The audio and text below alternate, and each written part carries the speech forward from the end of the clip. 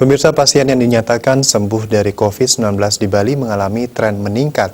Dalam seminggu terakhir, pasien sembuh selalu berada lebih tinggi dari laporan tambahan kasus baru.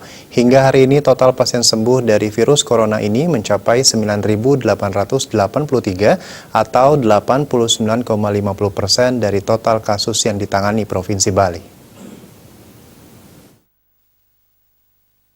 Pada Rabu hari ini, berdasarkan data, sebanyak 95 pasien di Bali dinyatakan sembuh dari COVID-19. Badung menjadi penyumbang pasien sembuh terbanyak dengan 43 orang.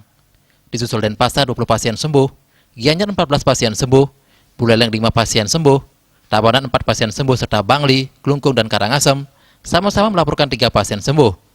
Jembrane pada hari ini tidak melaporkan tambahan pasien sembuh, sehingga total pasien sembuh hingga hari ini sebanyak 9.883 orang. Sementara laporan kasus pada hari ini sebanyak 87 orang. Tambahan kasus baru ini tersebar di seluruh kabupaten kota di Bali dan terbanyak berasal dari Denpasar dengan laporan 21 kasus baru. Tabanan dan Badung masing-masing melaporkan tambahan 16 dan 15 kasus baru.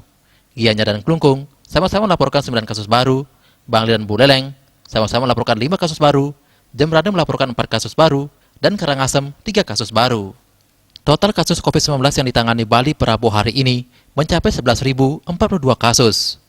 Selain itu, 2 pasien yang berasal dari Gianyar dan Buleleng dilaporkan meninggal pada hari ini.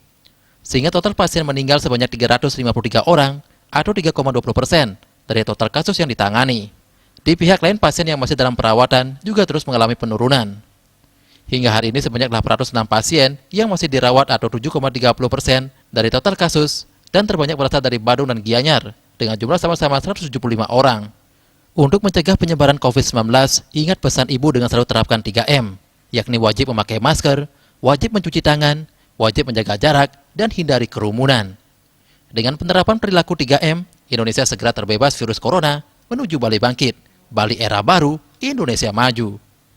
Wartawan Bali Pos melaporkan.